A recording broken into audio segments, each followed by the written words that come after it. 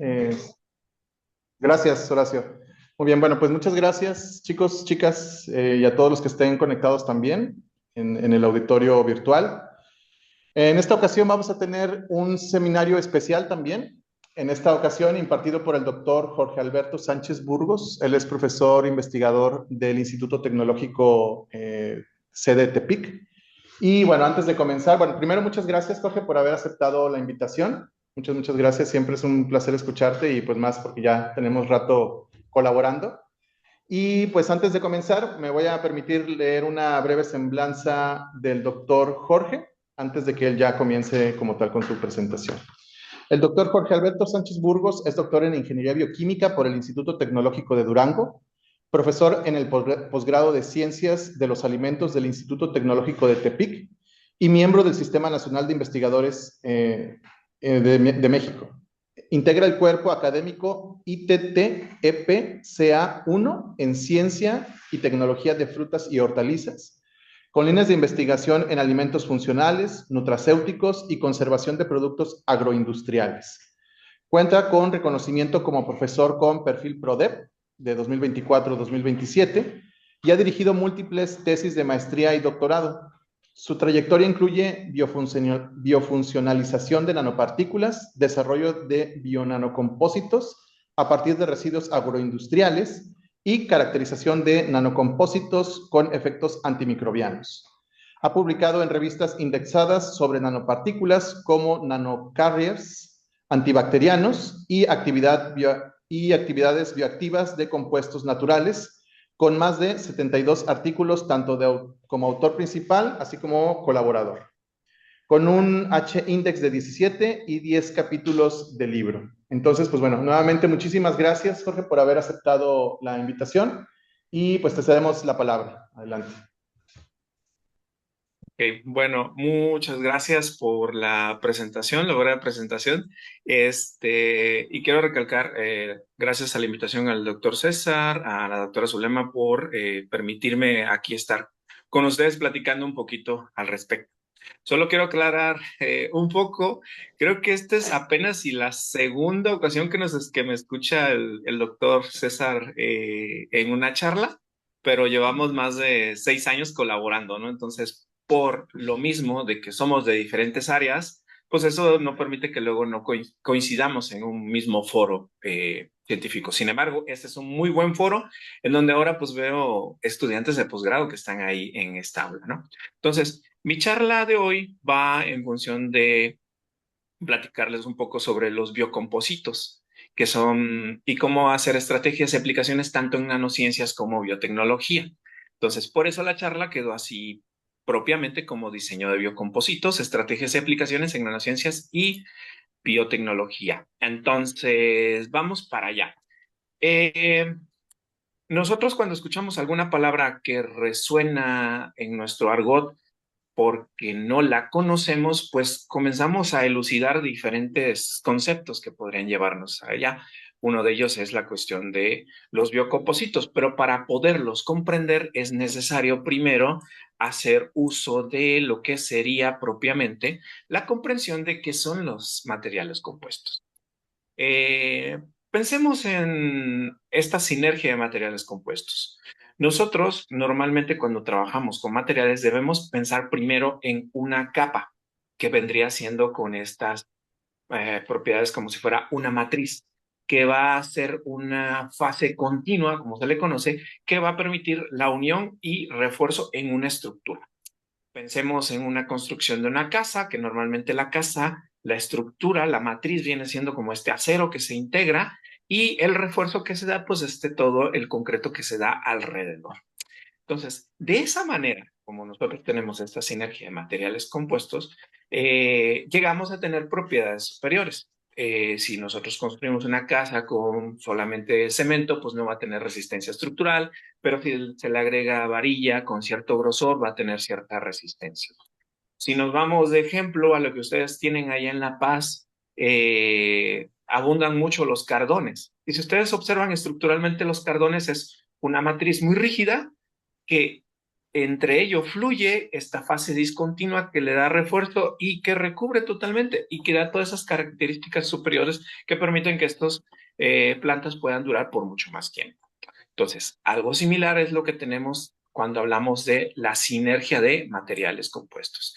¿Qué es lo que nosotros podemos tener en estos diferentes materiales?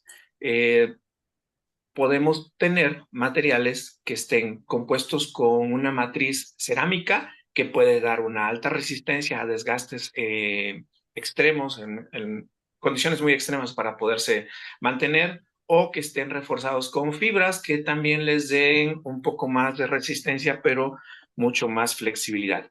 Sin embargo, aquí cabe mencionar otro que es muy interesante, que vienen siendo los compuestos poliméricos que abundan en la naturaleza. Hablemos de celulosa o alginato o incluso proteínas. Entonces, estos son utilizados ampliamente, sobre todo por su ligereza, pero también la resistencia. Y cuando hacemos la combinación de todos estos, pues nos dan propiedades mucho más fuertes o mucho más convincentes para la aplicación en nuestro entorno hacia distintas áreas. De tal manera que, de manera general, nosotros podemos englobar que en nuestro entorno, todo nuestro entorno, justo donde ustedes están sentados, justo el proyector que se está utilizando ahorita para ver lo que estoy presentando, está elaborado a partir de combinación de diferentes materiales poliméricos. Lo vemos desde los autos, se utiliza para la cuestión farmacéutica, lo vemos también en estas materiales que luego son resistentes a la corrosión, o también aquellos que han sido diseñados para no permitir el desarrollo de microorganismos, porque tienen quizás algo que se conoce como nanopartículas metálicas que pueden generar un proceso de oxidación en estos microorganismos. Entonces, en nuestro entorno tenemos muchísimos de estos compuestos que están presentes y que nos brindan esas propiedades más convincentes. Entonces, cuando ya hablamos de todo esto, que consideramos que son tanto materiales compuestos, que es el término que existe en la literatura que está combinado con materiales poliméricos de distinta naturaleza, ahora entramos a lo que son los compósitos. Y cuando hablamos de compósitos, son materiales poliméricos que pueden ser de naturaleza metálica o también de naturaleza más orgánica, que podría ser, por ejemplo, la celulosa. Si nosotros los combinamos, obtenemos materiales compuestos avanzados. ¿Y qué es lo que nos lleva con esto? Bueno, mejoramos las propiedades, mejoramos también los atributos desde el punto de vista biológico, pero sobre todo nos acercamos a mimetizar lo que existe en el entorno, en el medio ambiente, y lo que nos permite así acercarnos a una nueva aplicación. Si nosotros observamos desde aquí, aquí está, ya lo vi. Si nosotros queremos construir biocompósitos avanzados, es que no me permitía como que quitar la parte superior. Nosotros podemos tomar una matriz polimérica, es una matriz natural que provenga de alguna fuente, ya sea de algas o provenga ya sea eh, de plantas. Le damos un refuerzo natural que podría ser alguno que permita tener otras propiedades. Agregamos otra molécula que pueda ser como un estabilizante, pensemos en fragmentos de alginato, y agregamos algo que ustedes quizás ya conocen. Perdón por el término quizás, pero estoy seguro que lo han escuchado. Y hablemos de enzimas. Un agente antimicrobiano que pueda ser funcional o una enzima que nos vaya a dar ciertas propiedades, y si lo combinamos, entonces obtenemos lo que son los biocompósitos con propiedades duales. Es aquí donde entra la biotecnología. ¿Por qué? Porque estas enzimas, para que puedan ejercer su efecto, pues debemos cuidar sus características catalíticas, la regla estructural que deban tener, y con ello lo integramos en esta matriz polimérica que estamos arreglando en este biocompósito, y entonces damos las propiedades que nosotros esperamos.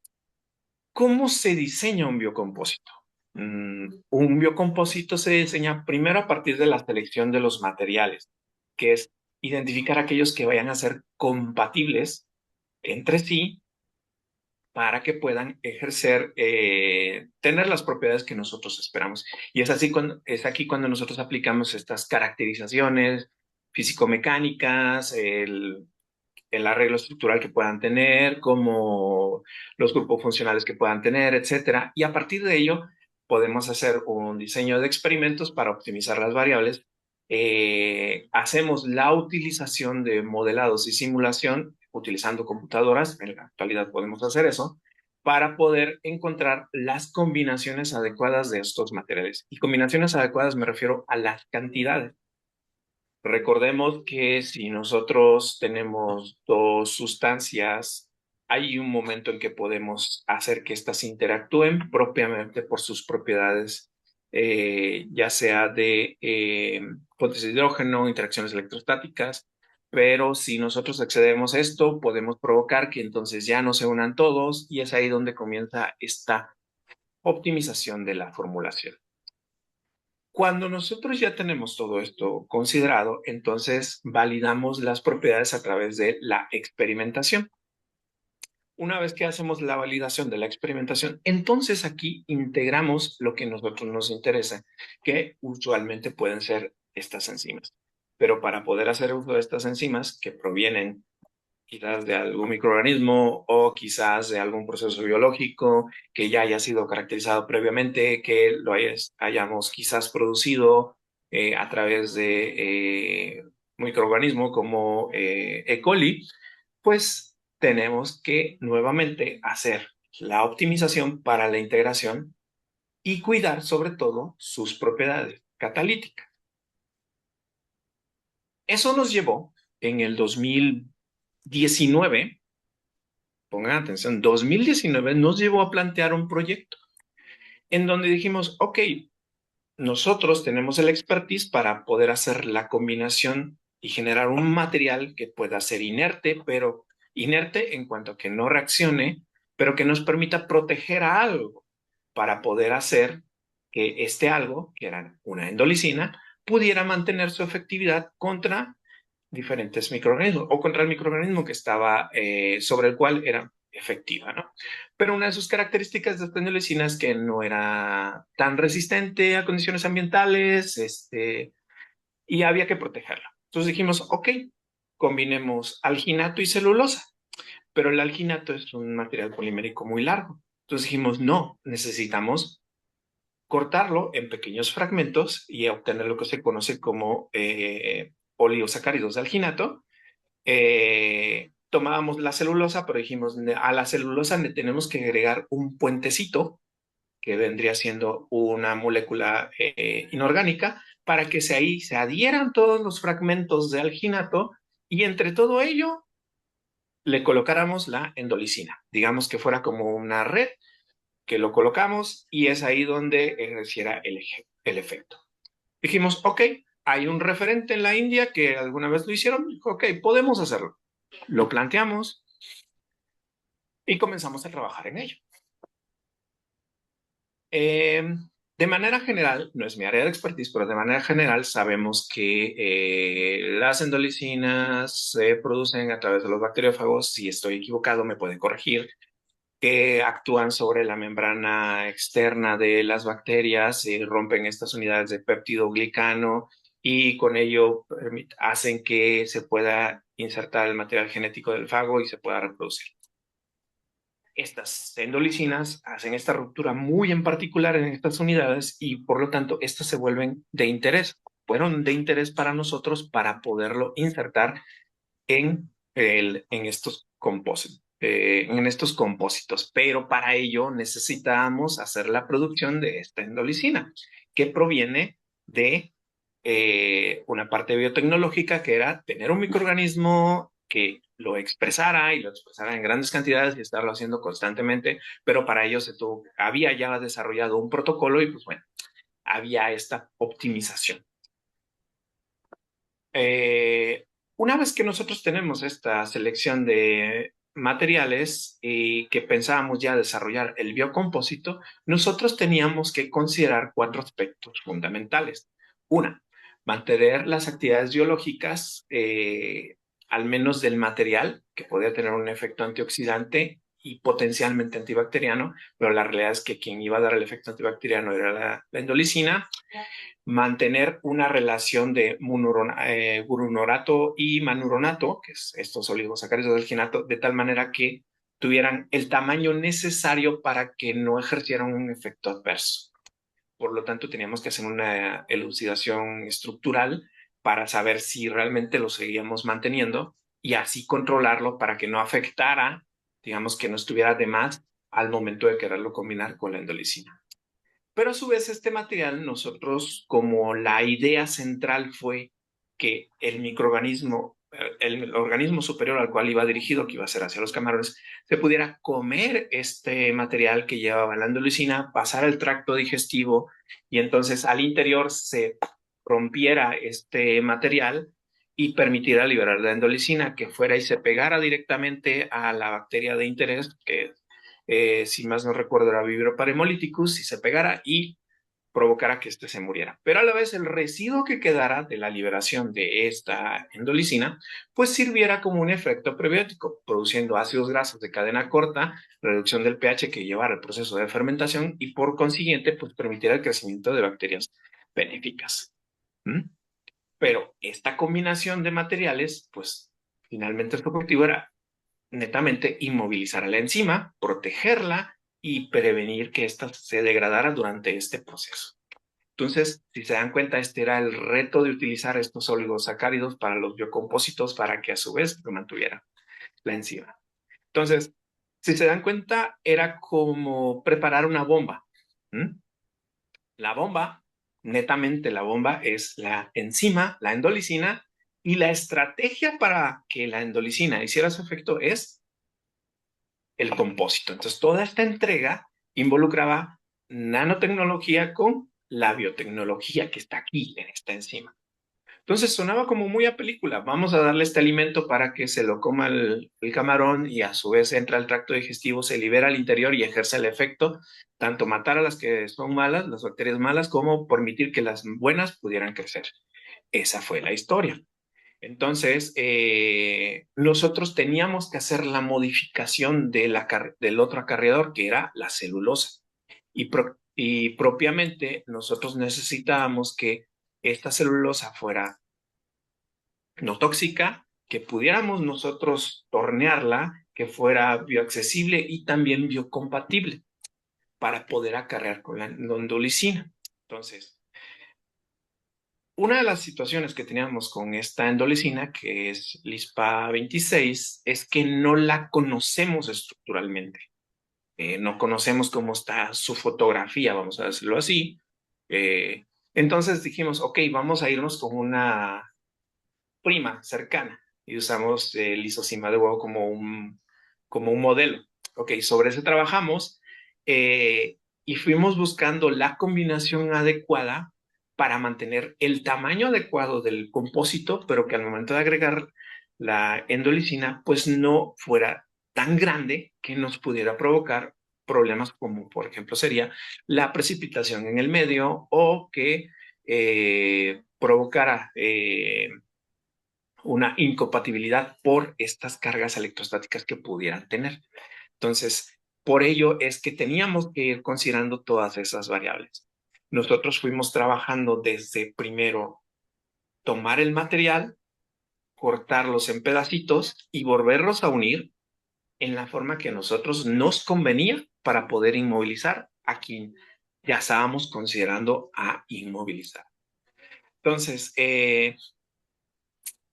cuando se buscó las endolicinas, que podía ser la caseta 144 o LISPA 26, pues parte de sus características pues es de que trabaja en un cierto rango de pH, tiene tolerancia a los cationes divalentes y son pues muy buenas contra los patógenos, sobre todo los gram positivos, si me lo recuerdo. Entonces, íbamos sobre ello. Tomamos estos modelos de estos dos. De estos dos nos quedamos con LISPA 26 y comenzamos a hacer el diseño. ¿Cómo hicimos la síntesis de estos biocompósitos? Si ustedes lo ven así, en la parte de arriba tenemos la celulosa modificada, a la cual le agregamos los oligosacáridos de alginato, que para obtener los oligosacáridos de alginato, lo que tuvimos fue que utilizar una enzima, una alginatoliasa, en donde establecimos las condiciones para que a cierto tiempo cortara y nos diera cierto tamaño de oligosacáridos que eran los necesarios de acuerdo al análisis previo que habíamos hecho. Eran el tamaño ideal para que pudiéramos insertarlo en la celulosa modificada y que sirviera de anclaje para colocar la endolicina. Prácticamente nosotros generamos todos los ingredientes y al final solo fuimos mezclando celulosa, agregamos nuestros polvitos de oligosacárido y después agregamos nuestros polvitos o nuestra endolicina. Provocamos la adhesión y listo, ya teníamos el biocompósito.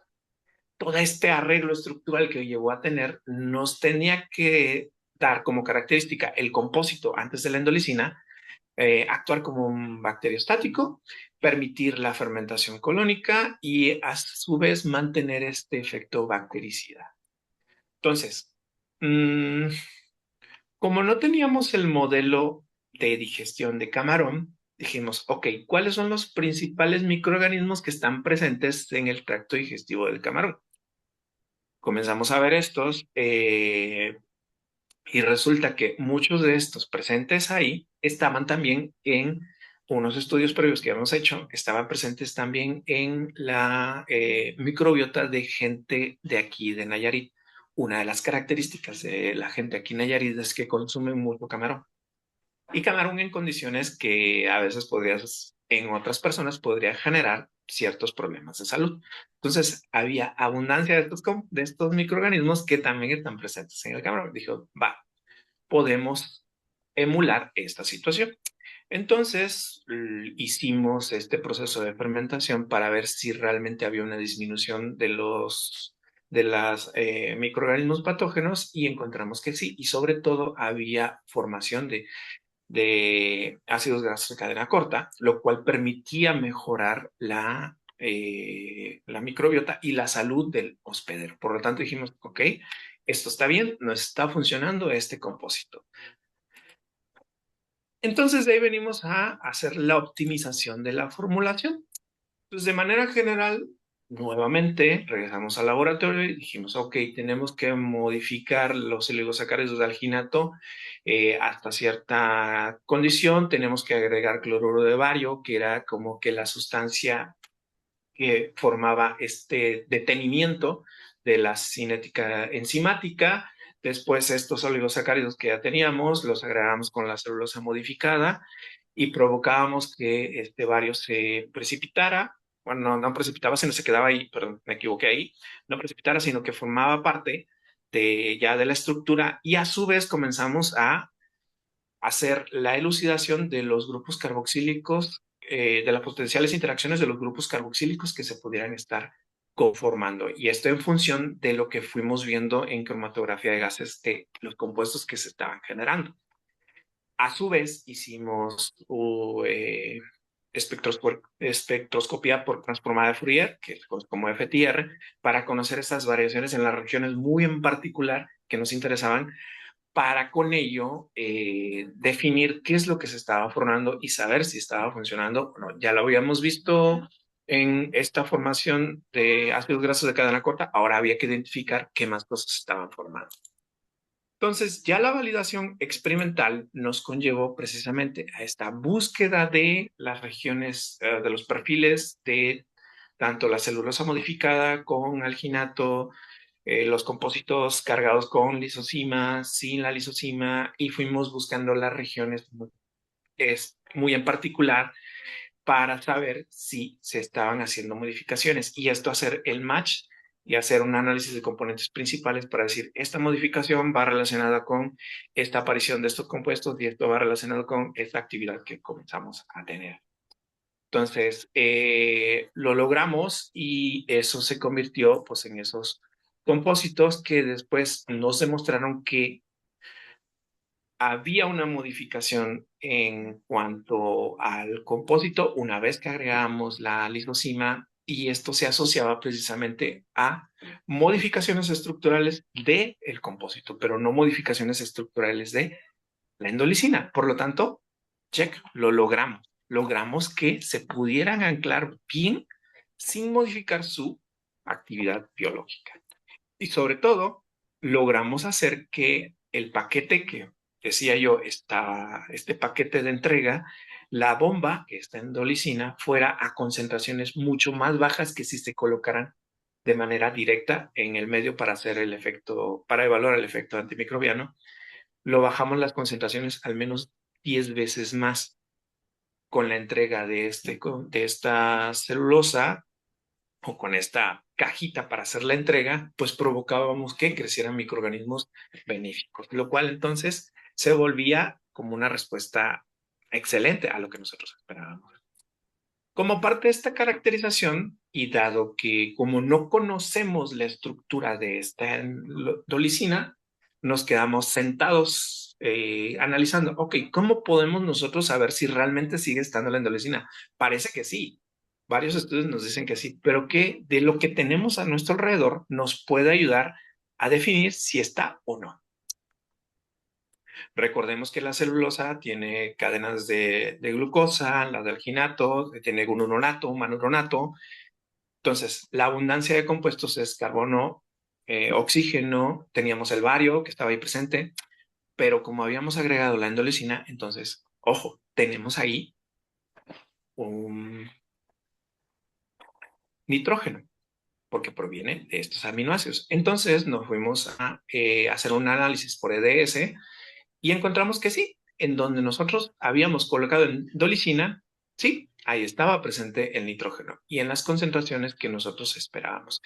Esto se analiza como en un espectro y obtuvimos que había un porcentaje que correlacionaba con lo que habíamos colocado. Por lo tanto, sí, estaba ahí la endolicina y sí, en otros estudios nos daba pauta de que estaba funcionando, por lo tanto, suponíamos, porque no, eso no lo pudimos ver, suponíamos que mantenía su estructura porque estaba siendo activo. Entonces, con ello, después nos venimos a hacer como que esta elucidación de cómo podía llegar a ser, ¿no? Entonces teníamos, como ya les mencionaba en la figura anterior, teníamos la lisocima con que previamente habíamos hecho la modificación de la celulosa, agregamos los oligosacáridos de celulosa, de alginato, perdón, los integramos, agregamos la lisocima y formamos el biocompósito. Una vez que tenemos el biocompósito, teníamos la bacteria creciendo, agregábamos el biocompósito y comenzaba a haber esta interacción en donde se comenzaba a liberar la endolicina y comenzaba a romper esta estructura. Entonces, como suponíamos que había una heterogeneidad en el biocompósito, o sea, la cantidad que nosotros pusiéramos, calculamos la concentración que pudiéramos llevar y pues ahí se comenzaba a liberar y hacer el efecto que nosotros esperábamos. De tal manera que sí, observamos que en la validación experimental volvimos a hacer, hicimos imágenes de SEM para tratar de conocer si estaban o no presentes, había modificaciones estructurales en cuanto a los oligosacáridos, o sea, ya el biocompósito como tal, lo cual nos daba la pauta nuevamente de que sí estábamos en tamaños adecuados y hicimos la cinética de lisis contra Pseudomonas aeruginosa en una suspensión y observamos que sí había una disminución. Si ustedes ven, por ejemplo, el que corresponde a los cuadritos y a los triángulos son las que conllevan la combinación del biocompósito. Y si bien tenemos el mismo comportamiento de la lisocima sola, y aunque sea muy bajo quizás el porcentaje que va cambiando en los triángulos oscuros que ustedes ven, cabe mencionar que la concentración utilizada en el biocompósito era mucho menor en comparación con poner la lisocima sola. Por lo tanto, estábamos generando este paquete de entrega de poco a poco, liberarlo, liberarlo, liberarlo, y que pudiera ejercer este efecto. Entonces, con ello, nosotros logramos ese objetivo, que hubiera una disminución en la presencia de este microorganismo. Entonces, de ahí elucidamos que fuera este efecto de las unidades de peptidoglicano, propiamente por la entrega de esta LISPA 26, y pues este biocompósito nos estaba funcionando.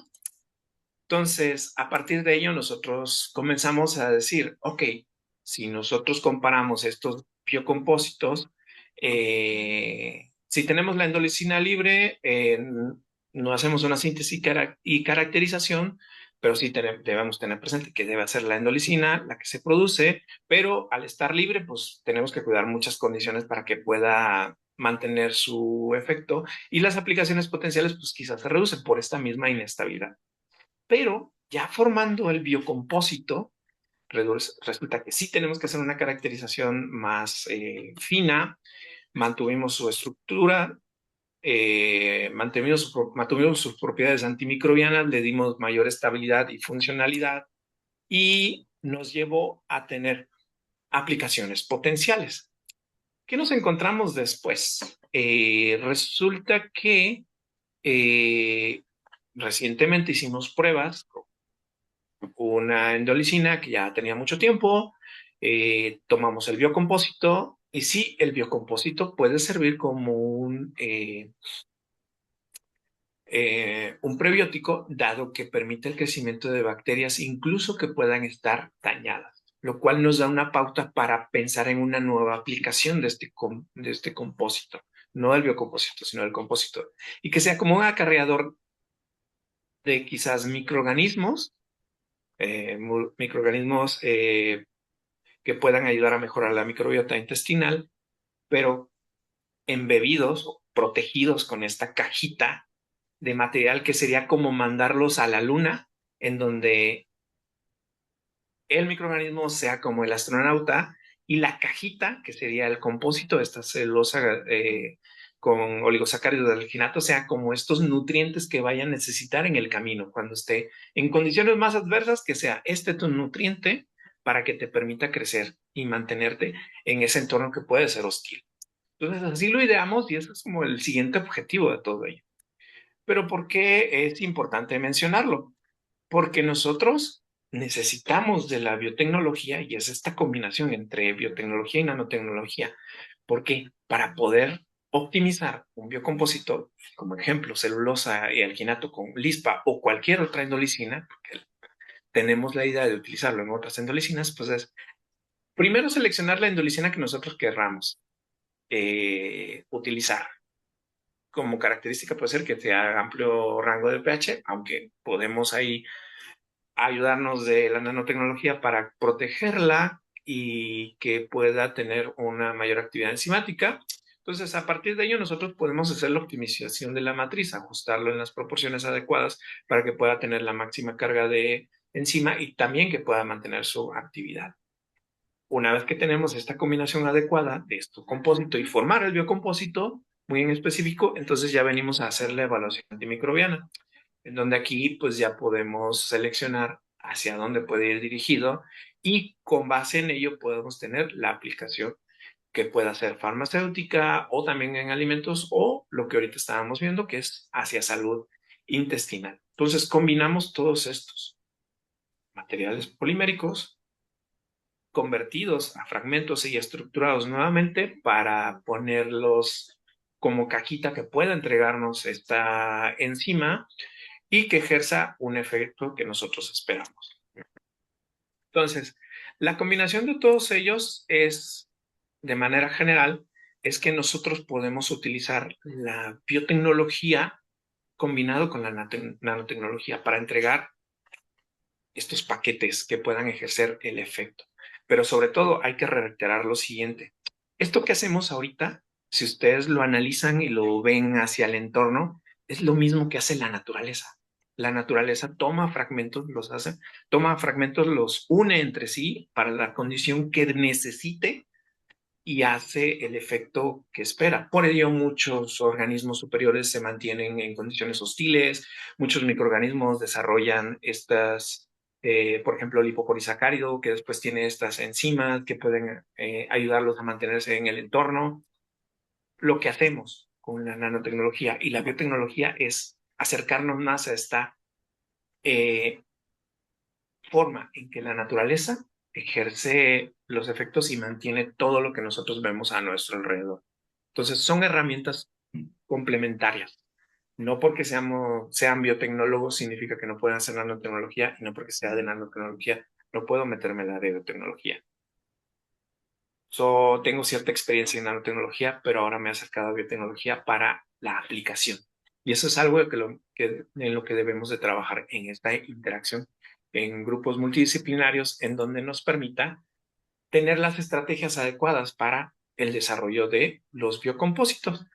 Entonces, de manera general, estas estrategias que ya les mencionaba, más la integración de lo que yo les comentaba, es eh, lo necesario para tener una sinergia de actividades, tanto el efecto catalítico de una enzima como la ayuda para que el acarreador no sea un desecho, sino ayude a que otros microorganismos puedan crecer y ejercer un efecto benéfico a la salud. En este QR están las referencias que utilicé para todo ello y pues por mi parte sería todo. Muy bien. Muchas gracias. Muchas gracias, doctor Jorge. Muy bien, pues tenemos tiempo para preguntas, comentarios. ¿Quieren hacerle al doctor? Ya sea aquí o quien está conectado igual. Si tienen alguna pregunta. Felipe, sí, adelante, Felipe. Buenos días, doctor. Hola, ¿qué tal, Felipe? Muy oportuna su presentación en mi caso, ya que en mi trabajo de tesis doctoral voy a trabajar precisamente con endolicinas y nanopartículas. Yo Ajá. tenía una pregunta. En su caso, pues utilizó la nanopartícula como vehículo para el sistema digestivo. Pero, por ejemplo, en mi caso queremos utilizar una nanopartícula para una aplicación sistémica. Ahí, ¿usted qué piensa que sean las limitaciones o alguna modificación que se tenga que hacer para que, por ejemplo, un biocomposito tenga actividad bajo estas condiciones, ¿no? Ok, entiendo entonces que tú quieres utilizar una endolicina y liberarlo en un medio, pues conforme pasa el tiempo, ¿cierto? Así es. Sí. Ok. ¿Conoces la endolicina, la estructura, cómo está conformada y demás? Sí tenemos su modelo tridimensional. Ok, a partir de ello, una sugerencia siempre es, tienes el modelo tridimensional, trata de visualizar como toda esa carga, esa nube electrónica que puede tener alrededor, esas zonas polares y no polares que tenga alrededor, porque sobre esas zonas polares y no polares es donde puedes llegar a tener interacciones con el medio, pero también van a ser las interacciones que puedas tener con el polímero o con la combinación de polímeros que vayas a utilizar. Eso no lo mencioné acá, pero sí llegamos a tratar de visualizar todo ese entorno. ¿Por qué? Porque nosotros si hacíamos modificaciones mucho más rudas, que aplicáramos, no sé, cargas eléctricas o modificáramos el pH, podíamos modificar esa estructura de endolicina y por lo tanto provocar que no ejerciera ningún efecto.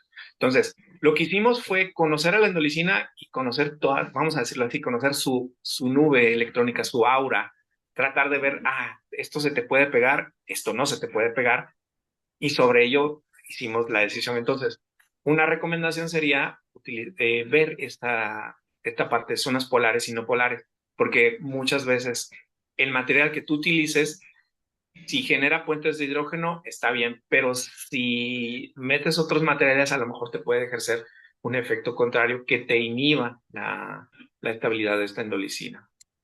Yo suelo trabajar mucho con polilactida-coglicolida, que es un polímero muy bueno porque está ampliamente probado, es inocuo y lo hemos utilizado para entrega tanto de nanopartículas, que es otro proyecto que tengo, de lupeol con mangiferina para cuestiones de tratamiento de leucemia, que es un proyecto que estamos desarrollando, pero también puede servir adecuadamente para este anclaje de enzimas como esta que me estás mencionando.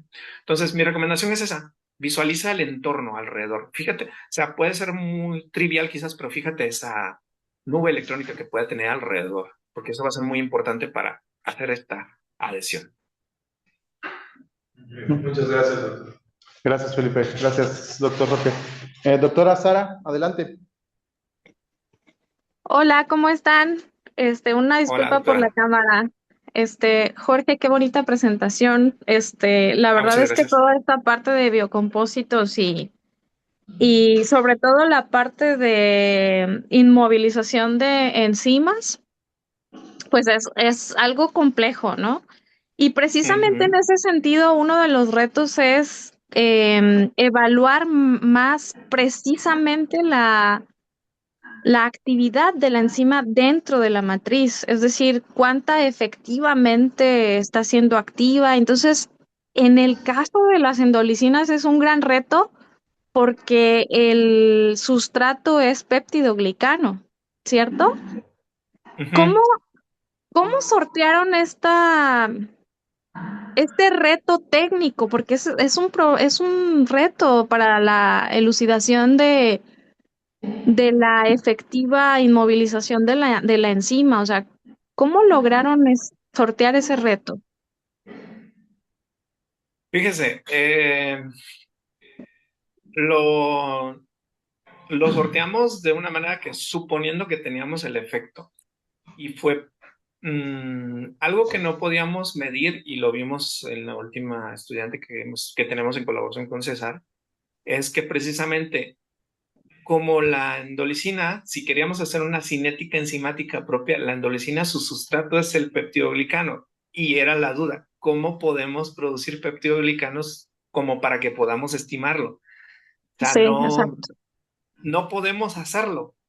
Y entonces lo Mm, que dijimos, ok, entonces, si va hacia la bacteria, entonces nos dijimos, ok, ¿cuántas bacterias tenemos en este medio? Teníamos las UFC por el mililitro. Dijimos, ok, ujú. tenemos tantas UFCs por mililitro, estas UFCs, ¿cuánto pesa una bacteria? Nos fuimos a esos cálculos más básicos de cuánto pesa una bacteria y en función de eso, dado reportes, decir, ok, tanto porcentaje correspondería a peptidoglicano. Dijimos, ok, va tanto peptidoglicano y ahí hicimos unos cálculos, pero es netamente aproximación. Sí. Lo que sí vemos es una disminución, perdón, lo que Ujú. sí vemos es una disminución de la densidad óptica y pues evidentemente coincide con esta desaparición del microorganismo, pero no precisamente de este peptidoglicano. Ese es un reto, esa es una duda que tenemos hasta la fecha y hemos ahí tratado de encontrar de qué manera seguir esa degradación. Entonces, lo Sí, hicimos solo por una suposición. La duda ahí sigue todavía y ese es un reto que tenemos ahí todavía. sí, justamente esa es mi inquietud porque cuando la enfrento, otro problema ahí técnico es que cuando lo enfrentas a la bacteria, lo tendrías que hacer desnudando o bien con un efecto o no desnudando, ¿no? Dependiendo de qué tan efectiva es la enzima, ¿no?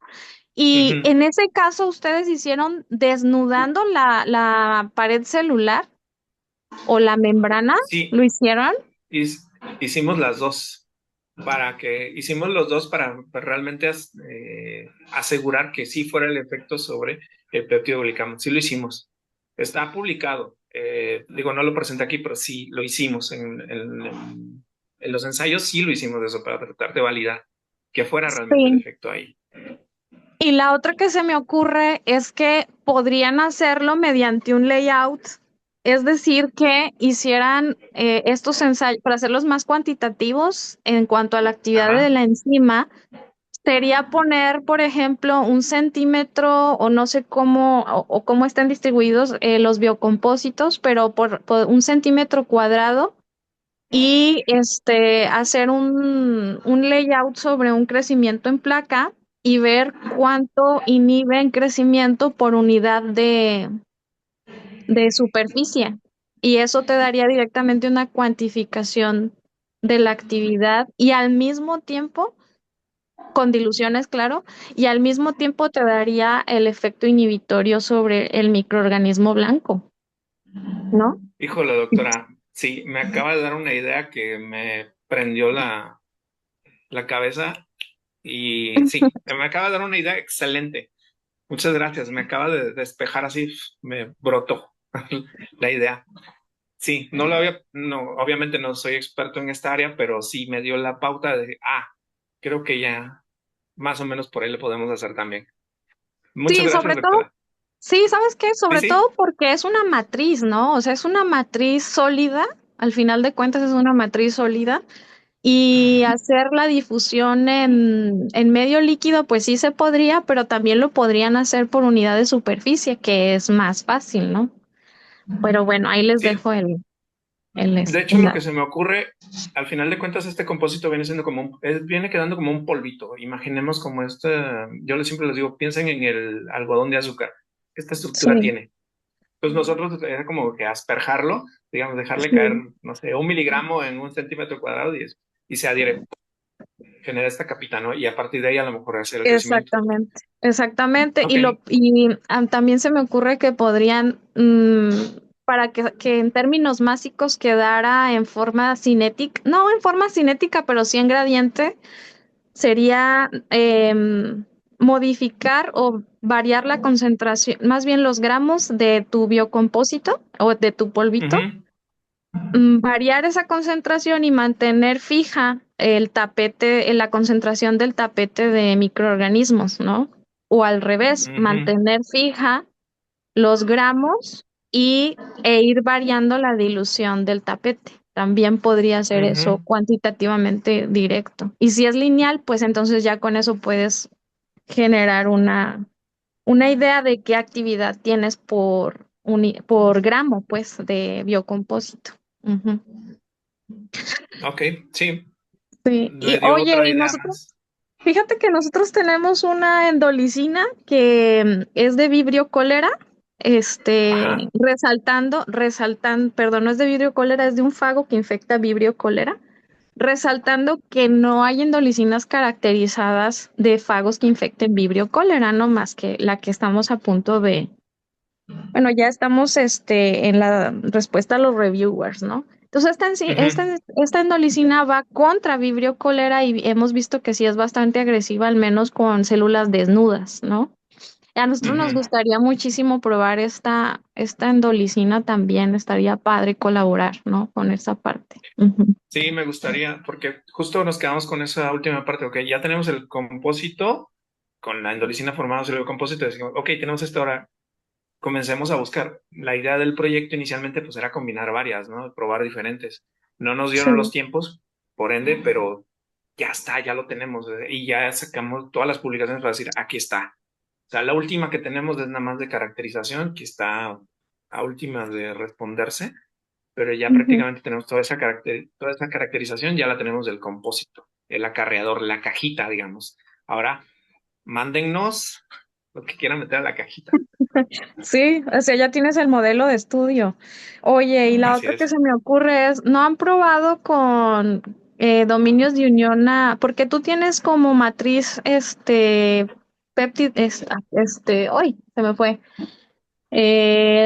glucanos, ¿no? Células. Celulosa alginato. Ujú. Sí. Células, alginato. No han, Oligosacáridos de bueno, no, alginato. sí, y bueno, y polisacáridos de alginato, además. No, bueno, no, seguramente ya se le ocurrió a César, ni para qué lo pregunto. Bueno, No, pregunta porque no sé de qué hablas. algún, algún dominio de unión a carbohidratos específicamente para alginato o para celulosa combinado con la endolicina para ver si la unión es más efectiva y la estabilización de la proteína.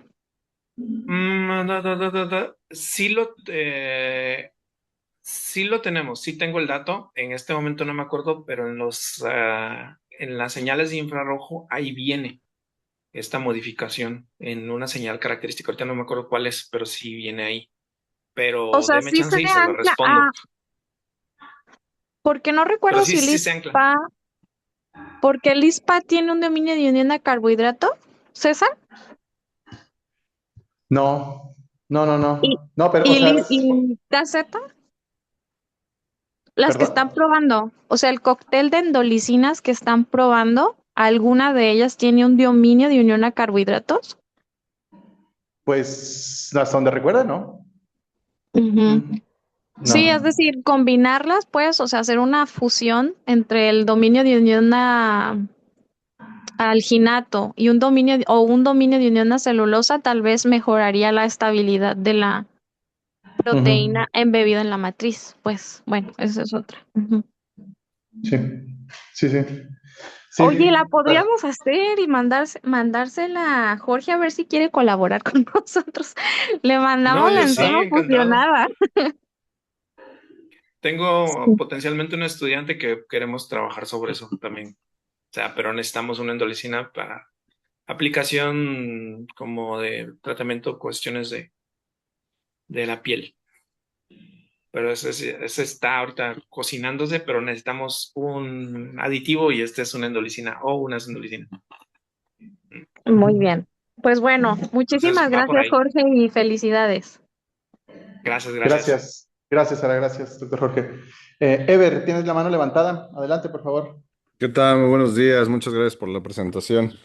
A mí me quedaba la duda, Gracias, gracias. porque ya no sé si por ahí se me perdió o algo, me desconecté, pero hicieron retos contra Vibrio Parhemolyticus, decías, para probar el Mm, biocompósito. a ver, ilústrame, por favor. ¿A qué te refieres con reto? Ah, o sea, es decir, ustedes probaron precisamente para ver si tenía el efecto inhibidor sobre el patógeno que estaban de preocupación, ¿no? Ah, ok. Ya no lo hicimos contra Vibrio, no nos dio el tiempo. O sea, el objetivo inicial era irnos contra Vibrio. Ya no lo probamos contra Vibrio, solo nos fuimos contra Pseudomonas, Ok. pero el objetivo era, sí, sí lo teníamos contemplado, no lo hicimos. Ah, órale. Y sí, bueno, mi duda quedaba precisamente en cómo determinaban que solamente, porque la idea de esto es como utilizarlo en el área de la camarinicultura, ¿no?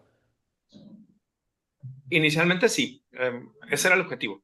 Ajá. Entonces, ¿cómo saben que solamente de la microbiota del camarón va a ser afectada la patógena, ¿no? Entonces, si Ah, empiezan a hacer ajá. estudios precisamente respecto a la microbiota y hacer retos para determinar la variación de la diversidad alfa y beta que pudiera existir. Ok, esa es la otra parte que nos faltó hacer en esto último y que lo vamos a llegar a hacer, y era precisamente con esta microbiota del camarón.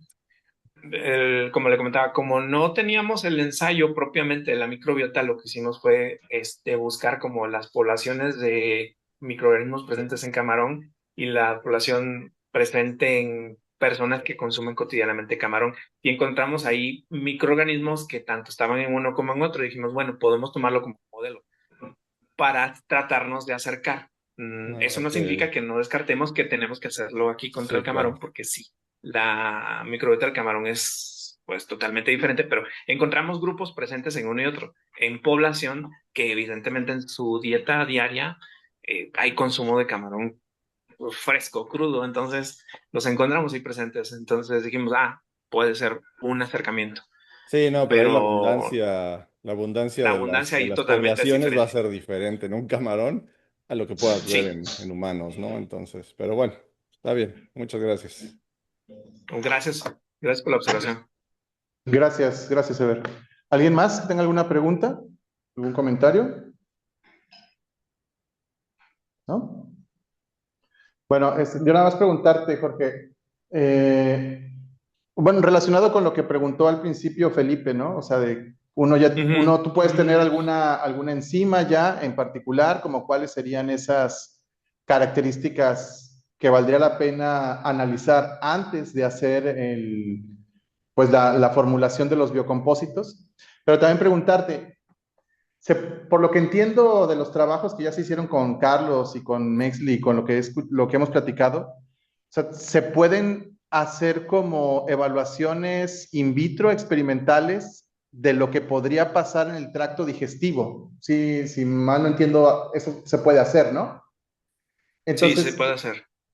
entonces, digamos que se podría evaluar qué es lo que está pasando, al menos en condiciones in vitro, insisto, lo que estaría pasando al mezclar el compósito con la enzima X, la endolicina X, se podría saber qué es lo que le pasa una vez que, supongamos, llega al tracto digestivo, o sea, en un modelo in vitro, ¿eso se puede hacer? Sí, sí se puede hacer. Sí se puede hacer. Ah, Hablando de ok. un proceso de digestión en humanos, ¿cierto? Pues sí, sí, porque yo entiendo que Sí. pues para hacerlo, por ejemplo, con camarón, como ahorita preguntaba Ever, pues sí sería más complejo, ¿no? Porque pues necesitaríamos tener la composición de la microbiota del camarón, que pues igual y se conoce, pero sería difícil Ujú, replicarla, ¿no? Entonces, por lo que entiendo, sería más fácil o ya se tiene más estudiado o montado si fueran humanos, ¿no? ujú. Sí, existe un protocolo que se llama Infogéstima, no recuerdo, que es como un protocolo así dirigido a humanos, en donde viene como que todas esas condiciones que debes como considerar para evaluar el efecto si fuera el tracto, todo el tracto digestivo, ¿no? Entonces viene la combinación del efecto de las enzimas, de hecho aquí lo tengo, enzimas orales, bla, bla, bla, la combinación, tanto tiempo, cambio de pH, así, todas esas condiciones hasta que llega al intestino delgado, ¿no? Todas esas es un modelo pasivo, pero te permite como que ir distinguiendo entre cada etapa que se podría formar. Obviamente tendríamos que ir tomando como muestras en cada etapa e ir monitoreando, ¿no? La presencia de lo que nos interesa. Normalmente lo utilizamos para compuestos bioactivos y bueno, con el cromatógrafo de líquidos, que tiene un detector de masa simple, pues ya podemos ir viendo, pues se va convirtiendo, va desapareciendo este compuesto, ¿no? Ujú. Solo sería, si se puede hacer, nada más irlo monitoreando en esos tiempos. Ya.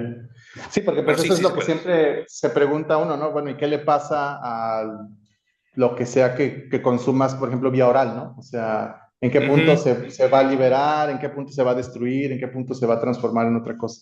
Eso siempre me ha parecido también Por interesante, ello, sí, con mucha aplicación. Ujú, sí. sí, por ello, perdón, por ello es que siempre antes de llevarlo a esa parte de el modelo in vitro, tú haces pruebas de liberación, en donde una de las variables, tú puedes medir todo en el modelo, pero son muchas variables que tienes que controlar. Entonces, lo que se hace usualmente es lo separas. Ok, hago primero una evaluación en donde la condición pueda ser el pH. Y hablamos de que lo pruebas a los distintos pHs y ves un perfil de liberación.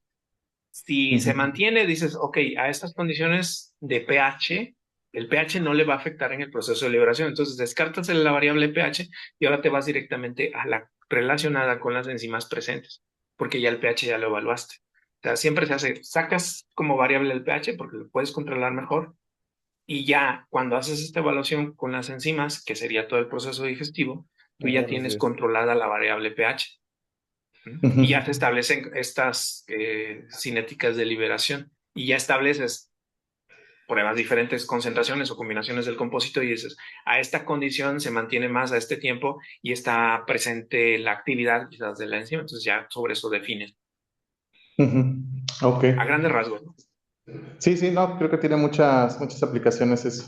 Bueno, entonces ahorita Sí, ya por cuestiones de tiempo, vamos a terminar aquí el seminario. Nuevamente agradeciéndote, Jorge, por haber aceptado la invitación, también a la doctora Zulema por haber hecho el contacto para que se diera el día de hoy esta plática.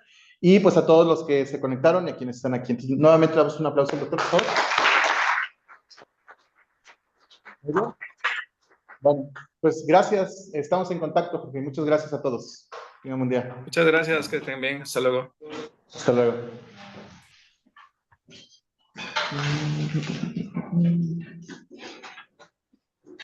Ay, sí, habíamos bastantes. Sí, sí, sí. A ver, Es que no voy a se ve. compartir. No, estamos muy oscuros aparte. No tomaste. Parte.